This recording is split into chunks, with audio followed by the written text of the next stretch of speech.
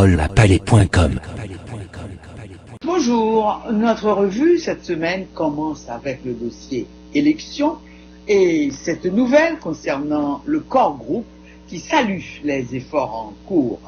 Sandra Honoré, représentante spéciale du secrétaire général des Nations Unies, et les autres membres du corps groupe, c'est-à-dire les ambassadeurs du Brésil, du Canada, de la France, de l'Espagne, des États-Unis d'Amérique, de l'Union européenne et le représentant spécial de l'OEA, ont exprimé leur soutien aux efforts en cours de la part des autorités nationales pour la préparation du scrutin du 20 novembre prochain.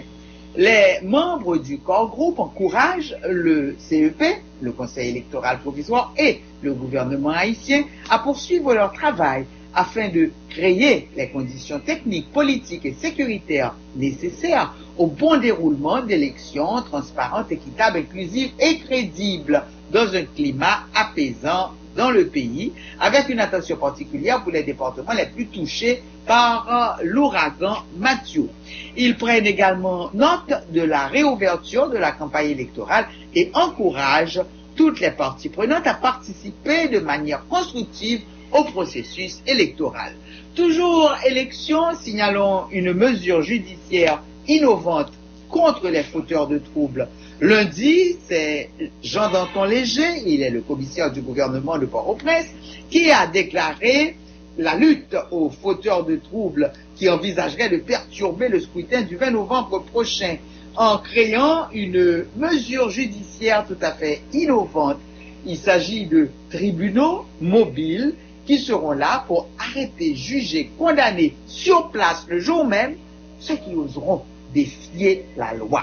Ainsi, il entend déployer 29 tribunaux mobiles aménagés, et ceci à bord de véhicules qui transporteront avocats et policiers, juges et greffiers pour faire appliquer la loi dans toute sa rigueur, affirmant avoir fait la demande au ministère de la Justice pour obtenir ces équipements roulants. Le commissaire Jean Danton Léger prône la tolérance zéro et promet la plus stricte intransigeance, quels que soient les individus ou personnalités impliqués, sans aucune exception. Les États-Unis ont recommencé à déporter les Haïtiens, mais il ne s'agit pas de ceux ayant commis des crimes aux États-Unis, mais plutôt d'Haïtiens illégaux tentant d'entrer illégalement aux États-Unis. Conformément au mémorandum du 20 novembre dernier portant sur les politiques concernant l'arrestation, la détention et la déportation d'immigrants sans papier, les États-Unis ont donc repris, tel qu'annoncé, les déportations d'Haïtiens vers leur pays d'origine, et ce, malgré la situation de relèvement post-Mathieu suite aux récentes inondations en Haïti. L'inspecteur Gary Desrosiers, qui est le porte-parole adjoint de la police nationale d'Haïti, chargé de maintenir l'ordre dans le pays, a confirmé la reprise de ces vols. Le premier vol est arrivé avec 30 Haïtiens à bord et un autre est arrivé mardi de cette semaine avec une quarantaine d'autres compatriotes. Gary Desrosiers a précisé que ces Haïtiens faisaient l'objet d'une procédure spéciale après être entrés illégalement sur le territoire américain et où ils avaient été emprisonnés. Pierre Espérance, le directeur exécutif du Réseau national de défense des droits de l'homme, rappelle que ce ne sont pas des déportés criminels, mais des gens qui sont allés au Brésil et ont gagné le Mexique dans un voyage mais inimaginable parce que certains ont effectué ce trajet à pied. Et arrivés au Mexique, ils ont tenté d'entrer en Californie par la ville de San Diego. Eh bien, pour Pierre Espérance, ces vols sont tout à fait inacceptables et il a ajouté que le gouvernement américain ne fait vraiment pas preuve de solidarité avec Haïti. Le pays est dans une situation extrêmement compliquée. Vous avez eu un ouragan, nous avons eu des inondations continues. Voilà que nous sommes en train de préparer des élections. Tout ça avec un trésor public en faillite. Vraiment, ce n'est pas le moment de commencer à rapatrier des gens.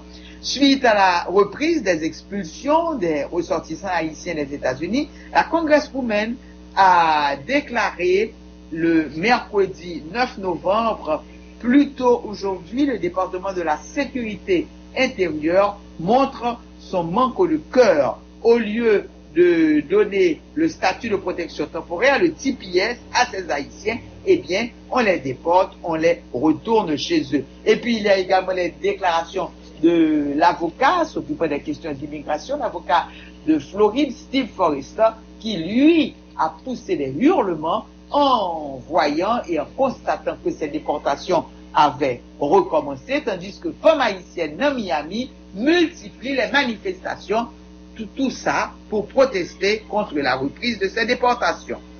Et nous poursuivons avec le dossier inondation. Oui, le chiffre maintenant atteint une quinzaine de morts selon la HP. Les morts sont dénombrés dans les départements du Nord, du Nord-Ouest et de la Grande-Anse. C'est dans la deuxième ville du pays, le Cap-Haïtien, dans le département du Nord, que le plus grand nombre de morts a été recensé. Le dernier bilan a donc été révisé à la hausse. Il a été communiqué lundi, en fin d'après-midi. Il faisait état d'au moins 11 morts. Eh bien, voici que maintenant, ce bilan atteint 15 morts. Et il faut signaler que même dans la Grande-Anse, qui est tellement affectée par le passage de l'ouragan Mathieu, il y a eu un mort et la ville de Jérémie est sous les eaux. Les deux autres villes terriblement atteintes par ces inondations sont la ville des Abricots et la ville de Dame-Marie. Le DH intensifie sa campagne de débranchement. L'électricité d'Haïti informe sa clientèle en retard ou en défaut de paiement qu'elle intensifie sa campagne de débranchement pour dette débutée en juin dernier. Le DH rappelle à ses abonnés que tous les dossiers impayés seront immédiatement acheminés à un cabinet d'avocats pour recouvrement, ce qui ne manquera pas d'aggraver la dette de l'abonné. Pour éviter le débranchement, le DH demande à ses clients concernés de régulariser leur situation dans un délai ne dépassant pas 48 heures. Passé ce délai, leurs noms seront publiés dans la presse, diffusés à la radio et leurs dossiers transférés au contentieux pour des suites légales. L'électricité d'Haïti conclut en se disant persuadé que l'ensemble de la clientèle concernée accordera à cette disposition toute l'importance qu'elle mérite pour le bien des deux parties. Et bien voilà, c'était notre revue de la semaine. Palais.com. Toute la côte du département des Nippes, Petit Trou en Savo jusqu'à Miragouane, sur plusieurs kilomètres à la ronde, brille comme d'une infinité de lucioles, en créole coucouille, comme un spectacle du plus profond de l'univers. Oui, ce sont des lumières, mais pas du tout celles qu'on croit. Des bruits de voix, un bourdonnement. On commence à distinguer dans le noir des formes humaines. Un spectacle pas comme les autres, beau et mystérieux à la fois. On est tout près, mais cela ne reste pas moins mystérieux, les activités de ces gens. Un casque de mineur souterrain avec l'ampoule bien vissée au front, il manipule une sorte de filet qui va et vient, mais qui est plutôt une moustiquaire réadaptée. D'abord, ce ne sont pas des pêcheurs comme les autres. L'eau leur arrive à peine à la cheville et ils opèrent pratiquement à même la plage. Que pêchent-ils donc de cette manière? Des anguilles. Chut, à les entendre, c'est une activité qui doit rester secrète parce qu'elle susciterait de gros intérêts. Pêcheurs d'anguilles. D'abord, c'est quoi? L'anguille en question est une minuscule créature, à peine visible à l'œil nu. Il faut s'y habituer avant de pouvoir la distinguer au fond du dit filet. Qu'est-ce qui fait alors que des pêcheurs expérimentés abandonnent leurs activités pour venir se mêler à ce grouillement auquel se mêlent aussi tout étonnés les visiteurs du Manolo Inn, l'hôtel-restaurant-plage de Petite-Rivière de Nippes. Mais d'abord, ce petit morpion d'anguille, voyez-vous, paie mieux que le salaire minimum en Haïti. 2, en cette époque de l'année et avant la pleine lune, car l'anguille aime apparemment se cacher Au regard même de la Lune, cela pullule. 3. Petites rivières, ce sont au moins 5 rivières qui débouchent à la mer. Les petites anguilles se bousculent la nuit aux embouchures, jouissant de l'eau fraîche. Maintenant, parlons business. Le pêcheur est payé par gramme. Il faut au moins 8 de ces minuscules créatures pour faire 1 gramme. Le gramme est payé 100 gourdes, environ 2 dollars américains. Sur la plage même se trouve un premier, ou plutôt second personnage, dénommé le rabatteur. Il a à ses pieds une grande cuvette, au fond de laquelle grouillent les premières anguilles, pour ne pas dire des anguillettes. Le rabatteur achète du pêcheur. Lui-même travaille pour un agent. C'est le nom du troisième personnage de la chaîne. L'agent fournit d'abord un cash au rabatteur, qui paie en espèces les anguilles achetées au pêcheur. Le rabatteur perçoit 10% sur les opérations menées pendant la nuit. Au matin, c'est comme au théâtre. Toutes les lumières se sont éteintes. Les anguilles ont disparu, les pêcheurs aussi. Comme si absolument rien ne s'était passé pendant la nuit. Arrive alors l'agent, armé d'un igloo, qui règle avec ses rabatteurs et transporte les anguilles dans ce nouveau contenant, l'igloo, adapté à cet effet et qui contient, entre autres, de l'eau oxygénée. À ce niveau, on ne traite plus en grammes, mais en livres. En effet, ce ne sont plus nos petites bêtes si fragiles, presque invisibles, mais désormais des masses noirâtres, des paquets d'anguilles qui bougent au fond de l'eau. La pêche, nous dit-on, n'a pas été trop mal. Il y a là, nous explique-t-on, pour près de 200 000 gourdes, au taux de 66 gourdes pour 1 dollar américain. L'agent part aussitôt, paraît-il, pour la capitale, où les anguilles aboutissent chez le quatrième personnage, identifié seulement comme étant le blanc. Et oui, le secret est bien gardé. Nos anguilles voyageraient vers le continent asiatique, où cela constitue un plat de fin gourmet. Ce sont d'ailleurs, nous dit-on, des hommes d'affaires asiatiques qui auraient ouvert cette filière en Haïti il n'y a pas encore 10 ans. On peut craindre cependant, vu que cette activité est apparemment menée jusqu'ici sans aucun contrôle, qu'elle ne crée des effets pervers pour la faune marine, comme c'est déjà le cas pour les coraux et toutes les autres espèces. Palais.com. Dans le redressement des dommages de l'ouragan, le gouvernement devrait, pour plus d'efficacité, procéder peut-être par une division du travail. Nous recevons le courriel d'une organisation qui se propose de recueillir, rassembler des animaux de la ferme pour les distribuer selon les besoins et les particularités de tel endroit ou tel autre. Double objectif aussi louable l'un que l'autre, aider le paysan à rebâtir la seule forme d'économie domestique qu'il connaisse, la vente d'un cabri garantit le retour à l'école de son enfant, et d'un bœuf le premier voyage à l'étranger de son fils ou sa fille aînée. Tandis que les achats pour cette reconstitution du cheptel seraient faits en Haïti même, dans d'autres endroits qui ont été moins maltraités par l'ouragan Matthew, ce qui constituera un apport fort appréciable pour l'économie locale qui en a tant besoin. Bref, faire d'une pierre deux coups. Aussi est-il si important que l'État haïtien ne reste pas impuissant, mais assume réellement son rôle de supervision, de gestionnaire. L'aide, en dehors de sa valeur humanitaire, peut être aussi d'un apport appréciable pour l'économie locale, pourvu qu'elle retourne dans le circuit national. L'État possède ses propres firmes de construction, soit, mais il n'est pas dit, par exemple, que le CNE, Conseil national des équipements, organisme d'État, ne doive céder une partie du marché de la réhabilitation des voies endommagées à de plus petites unités de construction, si tant est qu'il est nécessaire de maintenir toute l'économie encore en vie.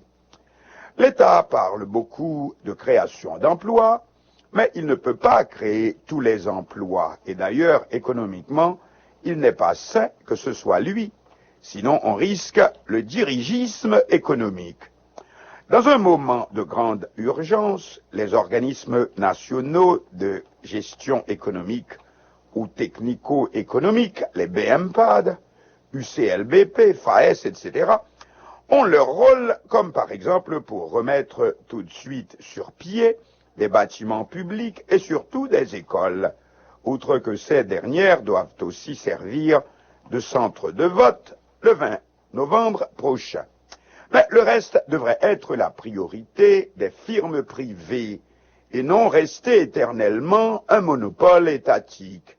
Par contre, les contrats passés par l'État doivent fixer, entre autres, le nombre d'emplois susceptibles d'être créés, tout comme les nombreux sous-contrats auxquels cela peut aussi donner lieu, etc. Quand on pense qu'au plus fort des contrats passés par l'État Martelly-Lamotte avec des firmes dominicaines pour la réhabilitation, non pas de Port-au-Prince, mais de sa banlieue Pétionville, qui n'avait pas été touchée par le séisme, on vit l'utilisation pour réparer caniveaux et rigoles des ouvriers venus de la République dominicaine voisine, et non des Haïtiens, et dans un pays souffrant d'un taux de chômage de pas moins de 80%. À quoi sert l'État haïtien? L'État doit répondre, certes, à la demande des compatriotes qui ont perdu leur maison ou leur toiture et qui réclament des planches et de la tôle pour en faire eux-mêmes la reconstruction, les réparations. Mais comment vont-ils reconstruire sinon de manière toujours aussi précaire et dont le prochain ouragan ne fera qu'une bouchée, car il y aura une prochaine catastrophe du même genre, c'est certain. L'État devrait penser donc tout de suite à l'obligation de construire mieux et plus solide. Le citoyen n'en a pas les moyens, l'État le peut, lui seul peut en trouver les moyens, serait-ce auprès des institutions de financement international auxquelles nous versons régulièrement notre participation, notre quote-part, et qui ne pourront le lui refuser si le dossier est sans reproche. Mais par-dessus tout, après Mathieu, l'État haïtien doit apprendre à se décentraliser davantage, c'est-à-dire s'ouvrir au privé, disons mieux, à la société civile, c'est-à-dire plus large que ce qu'on appelle couramment le secteur privé, et qui consiste seulement en quelques patrons qui se crachent dans la gueule les uns les autres. Est-ce que cela signifie dédouaner le citoyen de toutes ses responsabilités? Cela ne devrait pas être le cas. Au contraire, pour beaucoup d'observateurs, Mathieu sonne le glas de ces minuscules maisonnettes ou caille-paille, isolées les unes des autres, sans ordonnance, sans assainissement, sans protection d'aucune sorte contre la moindre intempérie, voire un ouragan de catégorie 4, et qui ne sont plus bonnes que pour le charme désuet des croûtes bon marché vendues en guise de peinture primitive dans les avenues de la capitale. Cela pour au contraire des communautés plus ordonnées et capables par leur proximité, leur regroupement, leur habitat calculé, d'être plus facilement pourvus aussi en indispensable eau, électricité, sécurité locale, communication, centre de santé, école, cours d'alphabétisation, lieux de culte et de distraction, guerre, abri provisoire aussi, police d'assurance aussi, eh oui. Réveillons-nous, que diantre! Voilà justement une cause célèbre pour nos nombreuses organisations de défense des droits humains qu'on entend appeler quotidiennement aux droits du citoyen, à une vie décente et à un job. Car les dommages de l'ouragan sont une source inattendue pour la création de plusieurs centaines ou milliers d'emplois, pourvu que les efforts effectués soient endogènes, c'est-à-dire utilisés pour se répercuter à différents niveaux dans l'économie nationale elle-même. N'est-ce pas d'ailleurs la vraie mission confiée à tous ces organismes qui ont pour nom FAES, UCLBP, BMPAD, etc. Pensez au nombre de jobs qui puissent être créés rien que par la réfection des bassins versants dans toutes les hauteurs du pays pour éviter les flots géants qui déboulent en aval sur les petites communautés, entraînant tout dans le vide, routes nationales, ponts, habitations, ateliers, etc. Pensons à ce qui vient d'arriver au Cap-Haïtien. Peut-on continuer à refaire la même chose à chaque fois, comme on dit, laver main s'y hâtait? Quand allons-nous prendre notre pays au sérieux? Aujourd'hui, par exemple, on rêve qu'il soit transformé par une compagnie chinoise de Pékin en un véritable fanal de Noël, par l'utilisation de l'énergie solaire et éolienne. Oui, mais de quel pays parlons-nous ainsi? Encore, Port-au-Prince, Cap-Haïtien, les Gonaïves, Saint-Marc, les Cailles, mais le reste, bien sûr, le reste ne peut pas être compris dans l'état où il est. Comment peut-on penser à améliorer son sort quand on ignore même son existence? Palais.com. Le vol American Airlines débarque à l'heure. Le Boeing 737 est plein à ras-bord. Oui, à près de 100% de citoyens américains. Des missionnaires, direz-vous? Sûrement pas des touristes, mais des volontaires qui viennent prêter main forte dans la réparation des malheurs faits par l'ouragan Matthew qui a laminé notre pays les 3 et 4 octobre écoulés. Nous avons engagé la conversation. Eh bien, ils n'ont pas la dégaine classique de ceux qu'un vocable local désigne habituellement comme missionnaires, mais appartiennent à un mouvement de volontaires, fonctionnant sur la même base, par exemple, que Médecins du Monde ou Médecins sans frontières. En effet, en majorité des jeunes hommes et jeunes femmes, ils ont fait connaissance pour la première fois à l'aéroport de Miami. En effet, ils viennent de différents États américains. Dans notre rangée de sièges, nos 2 camarades venaient de débarquer, l'une de Georgia, l'autre de l'Illinois. Ils attendent, une fois sur place en Haïti, de recevoir leur ordre de mission. Ils sont donc ainsi plusieurs centaines de jeunes gens qui débarquent dans notre pays pour apporter leur contribution pendant quelques jours sur une base de roulement dans la tâche de réhabilitation après les dégâts immenses faits par l'ouragan. Et ils ne viennent probablement pas uniquement des États-Unis. Les premiers arrivés, rappelons-nous, ont été une brigade médicale cubaine spécialisée dans la lutte contre les infections qui se multiplient toujours en pareil cas. Or, rappelons-nous aussi que nous avons déjà vécu des circonstances similaires au lendemain du séisme qui a détruit, entre autres, la capitale haïtienne en janvier 2010, faisant environ 200 000 morts et 1,5 million de sans-abri.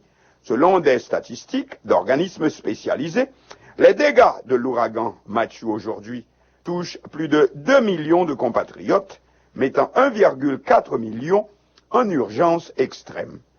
Outre des pertes matérielles de l'ordre de 2 milliards de dollars US, selon les finances publiques haïtiennes. Mais première question, où est la jeunesse haïtienne elle-même?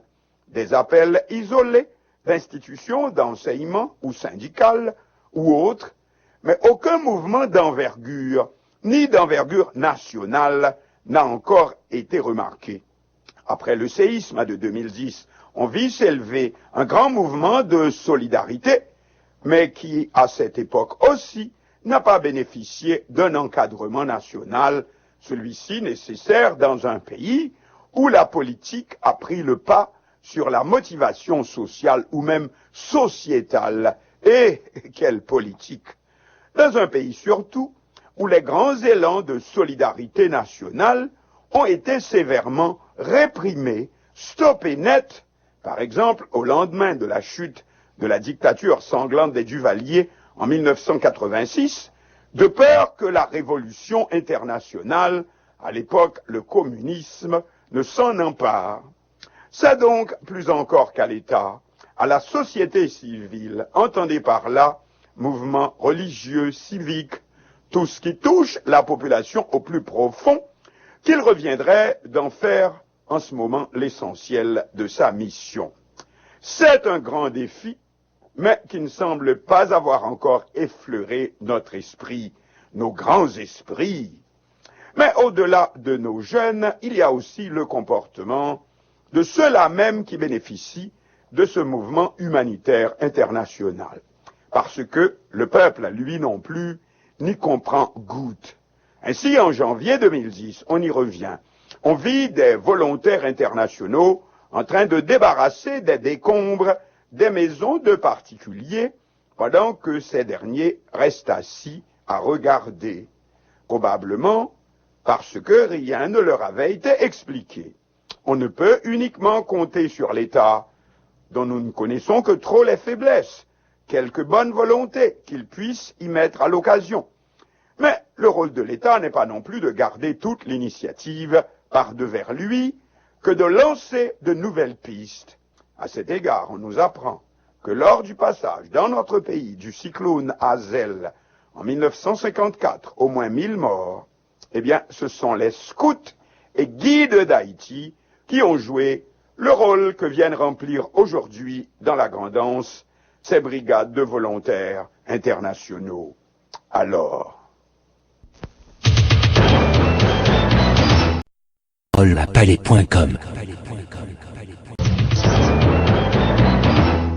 les Haïtiens américains sont appelés eux aussi aux urnes ce mardi 8 novembre, journée des présidentielles aux États-Unis. Le choix est plus que jamais entre deux candidats que rien ne rapproche, le républicain Donald Trump et la démocrate Hillary Clinton. Choix difficile pour tout citoyen américain, les deux candidats différents autant dans leur programme que dans leur personnalité, leur tempérament et leur formation. Mais avec une difficulté de plus pour la communauté de Little Haiti, Miami. Tout en connaissant les opinions négatives du candidat républicain vis-à-vis des immigrants, on a aussi un contentieux avec les Clinton concernant leur inefficacité dans la gestion de l'assistance étrangère récoltée au lendemain du séisme qui a détruit la capitale haïtienne Port-au-Prince en janvier 2010. L'ex-président Bill Clinton était lors envoyé spécial de l'ONU en Haïti, tandis que Hillary Clinton, secrétaire d'État de l'administration Obama, passe pour avoir manigancé l'arrivée à la présidence d'Haïti de Michel Joseph Martelly, dit Sweet Mickey, mais à travers des élections considérées comme ayant été largement influencées par la communauté internationale, Washington en tête. Aussi, pour l'haïtien américain, disons le citoyen moyen de Little Haiti, son cœur balance. Comme dit le proverbe, il doit choisir entre la peste et le choléra. Entre d'un côté, sa rancune envers les Clinton, et de l'autre, sa crainte que Donald Trump, éventuellement élu, ne mette en application sa promesse de fermer les frontières des États-Unis aux étrangers. Il aura fallu au moins une décennie avant que Little Haiti ne découvre le pouvoir du vote. Constitué au début des années 1980, avec une arrivée massive de réfugiés, le rappelé Boat People, fuyant les difficultés économiques autant que la brutalité de la dictature Duvalier, ce fut d'abord Little Haiti, l'un des quartiers les plus négligés de la métropole floridienne. Après le renversement des Duvalier en 1986, Little Haiti commença à devenir une plaque tournante entre Haïti et sa diaspora américaine, finissant par remplacer New York pour le titre de capitale de la diaspora. Et lorsque le premier gouvernement démocratiquement élu avec Jean-Bertrand Aristide, fut renversé en 1991, quelques mois seulement après son investiture. C'est Little Haiti qui se mobilisa aussitôt en fer de lance de la lutte pour, nous citons, le retour à l'ordre démocratique, cela à coup de manifestations monstres, mais aussi en découvrant qu'aux États-Unis, la plus grande force se trouve dans les urnes. Justement, le président George Bush père, qui avait laissé faire sans intervenir le coup d'État des forces armées d'Haïti, est en fin de mandat. Son adversaire est un nouveau venu sur la scène, c'est le fringant gouverneur d'un État dont on connaît à peine le nom, l'Arkansas. C'est Bill Clinton. Les Clinton ont pour particularité que, comme on dit, ils ratissent très large. Ils ne s'enferment pas dans leur seul petit monde, ils sont ouverts.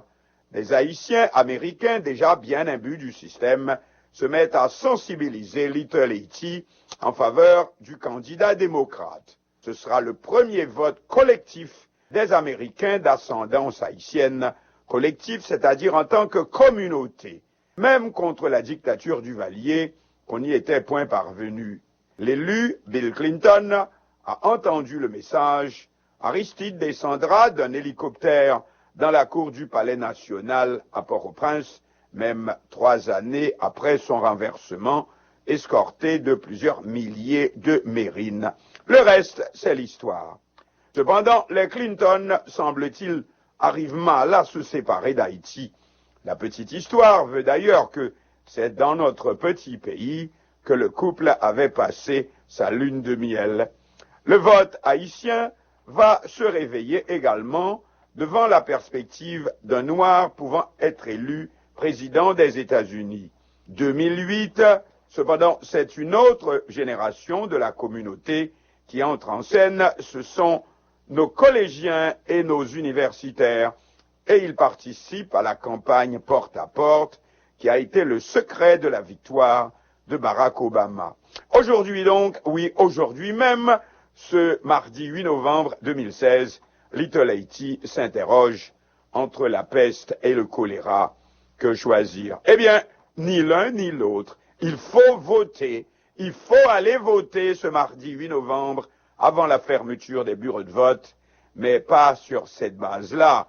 Il ne faut pas tomber dans le piège du vote de tempérament ou vote sentimental. Comme en 1991, on savait peu des Clinton, mais on voulait atteindre un but, le renversement de la dictature militaire haïtienne qui multipliait les massacres de la population civile.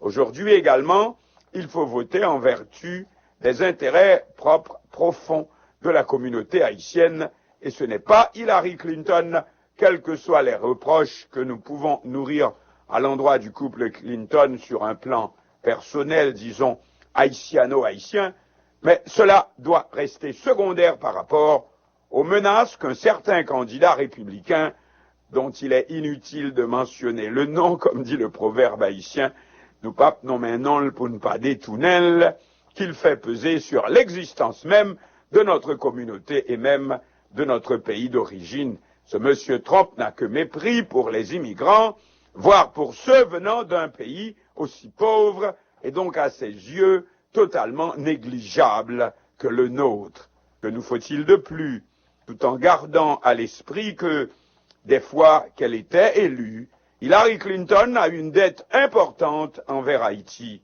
et Little Haïti. Palais.com. Donald Trump ramène les États-Unis plus d'un demi-siècle en arrière. La révolution Trump, c'est en retard de 60 ans la contre-révolution vis-à-vis des 60s. Qu'est-ce que les 60s? On appelle ainsi la décennie 1960, qui a vu des changements profonds dans la population, dans la sociologie politique, politico-humaine aux États-Unis. C'est principalement la signature en 1964 par le président Lyndon B. Johnson, successeur du président John Kennedy assassiné, et le révérend Martin Luther King du Civil Rights Act, déclarant, nous citons, illégale la discrimination reposant sur la race, la couleur, la religion, le sexe ou l'origine nationale, fin de citation, et qui sera suivi quelques mois plus tard de la signature du Voting Rights Act, accordant le droit de vote sans restriction à tous les citoyens américains. Relisez ces phrases et comparez avec les positions du candidat Donald Trump. M. Trump ne s'est pas contenté d'insulter la femme et de poser en petit macho, mais il n'a pas épargné les infirmes, se moquant en plein meeting, en le mimant d'un reporter handicapé.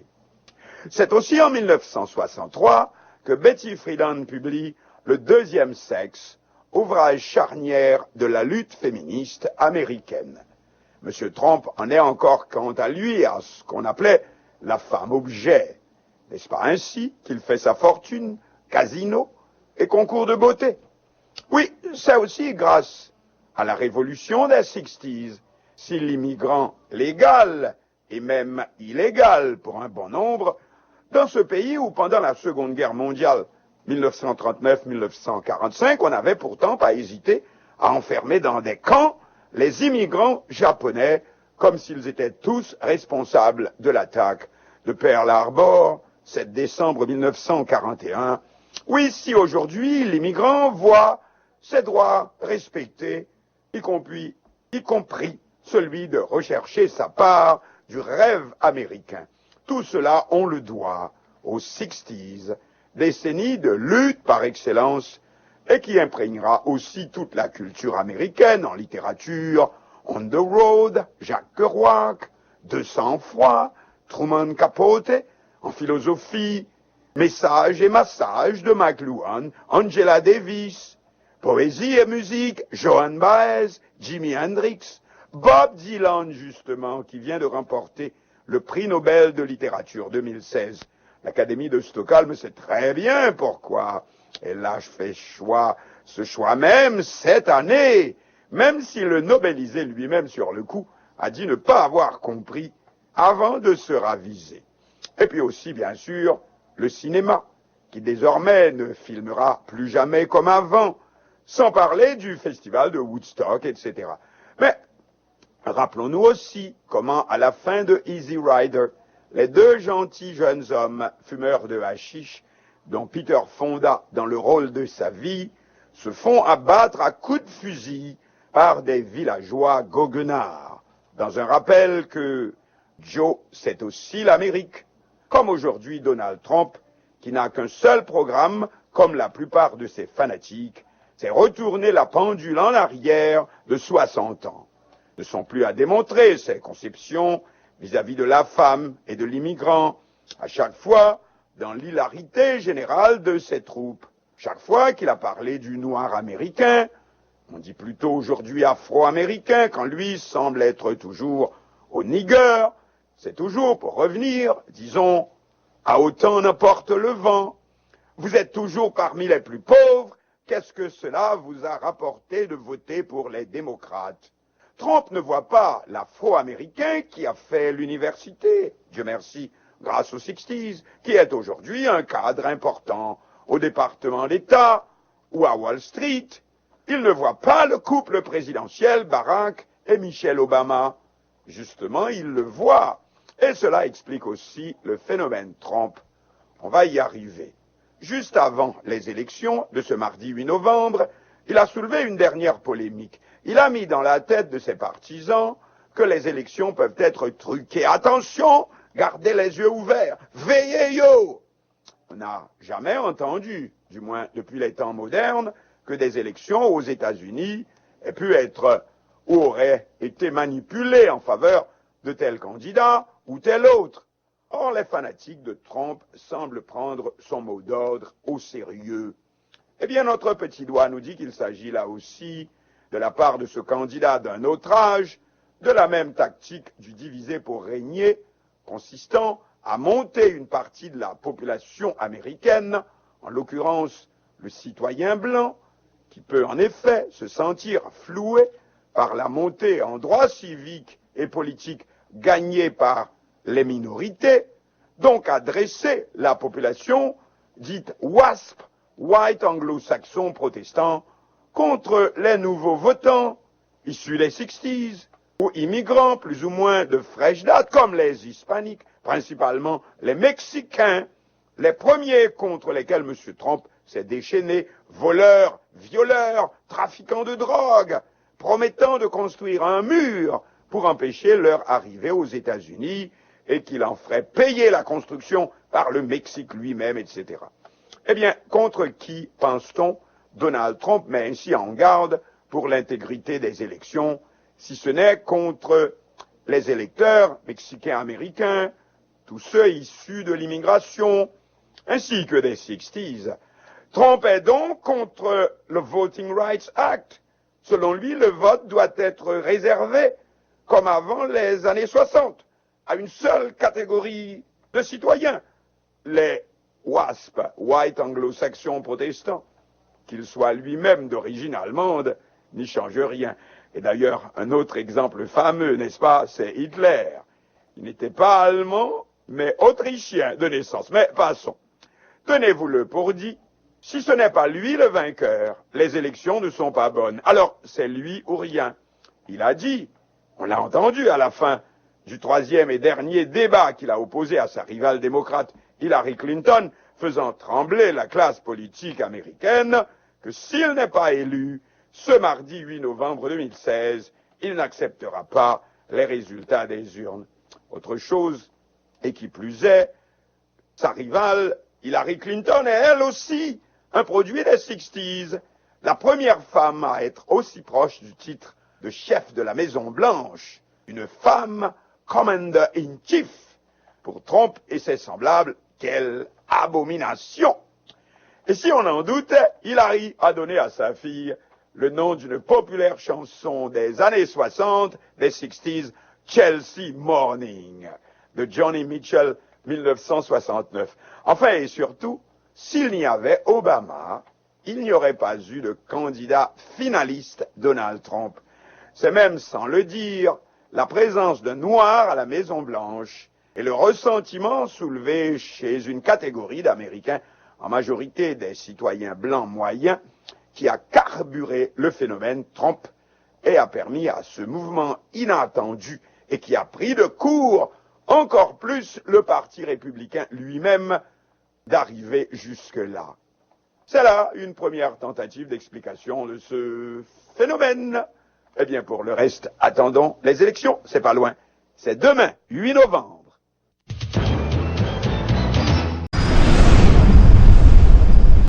Palais.com